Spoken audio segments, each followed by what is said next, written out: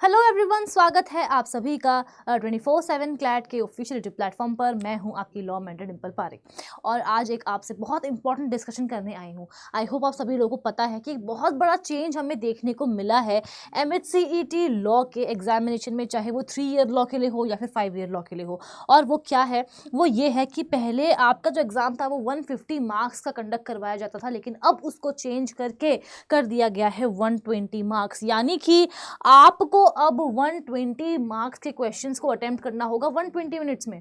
अगर हम लोग यहाँ पर थोड़ा सा लॉजिक ऐसे लगाएं एकदम झटपट से, तो हमें ये लगेगा कि भाई यहाँ पर हमें 1 मिनट में एक क्वेश्चन को करना है। बट क्या 1 मिनट में हर क्वेश्चन को करना है? नहीं। एक प्रॉपर स्ट्रेटेजी अब आपको बनानी होगी कि किस तरीके से आपको आगे चीज़ों को देखना है और करना है। ठीक है, तो यहाँ पर अगर हम लोग एक बार बात कर ले अपडेटेड मार्किंग स्कीम की, तो मैं आपको लीगल में बताना चाहूँगी कि लीगल की अगर हम लोग बात करें तो पहले 3 ईयर MHCET लॉ में 30 क्वेश्चन आपको पूछे जाते थे, लेकिन अब उस 30 को घटा करके 24 कर दिया गया है। ठीक है, याद रखना वेटेज हर एक एग्जाम की सेम ही है, लेकिन क्योंकि 150 से 120 किया गया है तो नंबर ऑफ क्वेश्चंस में ऊपर नीचे हमें हर एक सब्जेक्ट में देखने को मिला है। ठीक है, तो 24 क्वेश्चंस आपको यहाँ पर पूछे जाएंगे MHCET 3 ईयर लॉ में।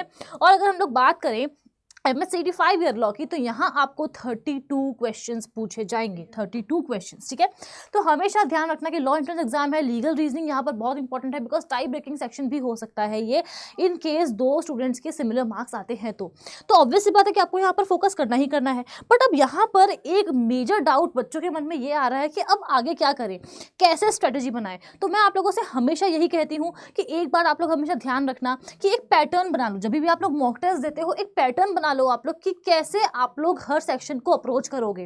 क्या पहले लीगल करने वाले हो, क्या पहले लॉजिकल करने वाले हो, क्या पहले इंग्लिश करने वाले हो, या फिर बेसिक मैथ्स करने वाले हो। और मेरी हमेशा यही राय रहती है कि जितना टाइम बचा पाओ उतना टाइम बचा लो। ठीक है, और वो टाइम हम कैसे बचा पाएंगे, बिकॉज लीगल में पहले आप प्रिंसिपल पढ़ोगे, फिर आप फैक्ट पढ़ोगे, आपको थोड़ा समय लगेगा चीज़ों को समझने में।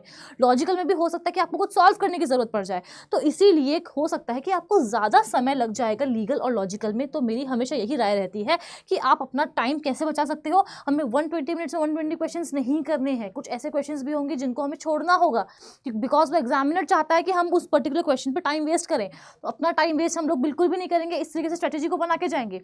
यहाँ आपको क्या करना है कि पहले आप general knowledge in current affairs और इंग्लिश के ऑप्शन को, सेक्शन को चूज कर सकते हैं। और यहाँ वो कैसे, बिकॉज देखो ये एक ऐसे सेक्शंस है, या तो आपको आता है या फिर नहीं आता है। जनरल नॉलेज है, करंट अफेयर्स है, या तो आपने पढ़ा है, आपको अच्छी तरीके से पता है, या तो आपने नहीं पढ़ा, आपको नहीं पता है। तो यहाँ पर हम लोग विद इन 1 मिनट बहुत सारे क्वेश्चन सॉल्व कर पाएंगे, जीके के भी और इंग्लिश के भी। तो अब स्ट्रेटेजी को इस तरीके से बनाओ आप, बिकॉज यहाँ पर कहीं ना कहीं व्हाट नेक्स्ट की अगर हम लोग बात करें तो कहीं ना कहीं हम लोग ये सोच सकते हैं कि हो सकता है ना ये भी कि क्लैट के इनलाइन लाने के लिए इसको 120 मिनट्स किया गया है, 120 क्वेश्चन इसको किए गए हैं। लेकिन ये भी तो हो सकता है कि हम लोग को यहाँ पर इस बार पेपर का जो लेवल है वो थोड़ा डिफिकल्ट देखने को मिल जाए, बिकॉज नंबर ऑफ क्वेश्चंस को कम कर दिया गया है। ठीक है, तो कुछ सोच समझ के ही किया होगा। बट हमेशा ध्यान रखना लीगल की अगर हम लोग बात करें तो आपका पेपर चाहे इजी आए, चाहे मॉडरेट आए, चाहे डिफिकल्ट आए, एक ऐसा मूल मंत्र है जिसको आपको हमेशा ध्यान रखना है। उस मंत्रा को आपने अगर याद कर लिया तो लीगल रीजनिंग में आपकी सक्सेस को कोई नहीं रोक सकता है। 32 में से आपके 30 मार्क्स आराम से आ जाएंगे और 24 में से 22 मार्क्स आपके आराम से आ जाएंगे, बिकॉज नेगेटिव मार्किंग यहाँ पर हमें नहीं देखने को मिल रही है, कोई भी नेगेटिव मार्किंग नहीं है। तो अब आपको क्या करना है, जो बात मैं आपको बताने जा रही हूँ, जो स्ट्रेटजी मैं आपको बताने जा रही हूँ, उसको बस खाली अपने माइंड में रख लेना है। और वो स्ट्रेटजी है stick to the principle always. जो प्रिंसिपल हमें बता रहा है वो हमारा भगवान है। ठीक है, वो हमारे लिए अलमाइटी है, सुपीरियर पावर है। तो जो हमें प्रिंसिपल में बताया गया है सिर्फ और सिर्फ हम लोग उसी को अप्लाई करेंगे। अभी समय है, थोड़ा सा बेसिक कॉन्सेप्ट्स को क्लियर करेंगे, प्रैक्टिस करेंगे, मॉक टेस्ट लगाएंगे। बट मुझे पता है डेफिनेटली लीगल एक ऐसा सब्जेक्ट है जहां पर हम लोग बाद में जाके एग्जाम में मात खा जाते हैं। और वो कहाँ, क्योंकि मैंने भी इस एग्जाम को दिया है, क्लियर किया है, मुझे अच्छी तरीके से पता है। ठीक है, आज मैं आपको ये कह सकती हूँ कि भाई मैंने बहुत पढ़ लिख लिया है, मुझे सब कुछ आता है, नहीं। बट उस टाइम पे तो नहीं आता था ना, उस टाइम पे तो मेरी भी जो मेंटल स्टेट थी वो आप ही की जितनी बिल्ड थी। ठीक है, तो उस टाइम पे मैंने क्या गलतियां की थी उसी से मैं आपको सिखा सकती हूँ। और वो ये कि अगर मैंने अभी बहुत सारी चीज़ों को पढ़ लिया है तो मैं जो अपनी प्रायर नॉलेज ऑफ लॉ होती है उसको जाके अप्लाई करती थी। हमेशा ध्यान रखना कि प्रायर नॉलेज ऑफ लॉ को अप्लाई नहीं करना है। जो आपकी थेफ्ट की डेफिनेशन आपने पढ़ी है अभी, चाहे मुझसे पढ़ी हो चाहे किसी और से पढ़ी हो, एग्जाम में ये तक हो सकता है कि उस डेफिनेशन को ये लोग थोड़ा सा ट्विस्ट करके आपसे पूछें, थोड़ा सा कुछ चेंजेस कर दें उसमें। तो आपको उसके लिए रेडी रहना है। कैसा भी प्रिंसिपल आएगा आपको वही अप्लाई करना है जो आपको दिया गया है। अपनी एक्स्ट्रा नॉलेज को हम कभी भी अप्लाई नहीं करेंगे। आपसे कहा जाता है कि हाथी उड़ता है तो मान लो कि हाथी उड़ता है, ये नहीं बताना है कि नहीं मैंने पढ़ा है कि हाथी का वेट जो है वो बहुत ज़्यादा होता है, वो नहीं उड़ पाएगा। हमें इस तरीके से अपने लीगल रीजनिंग को अप्रोच करना है।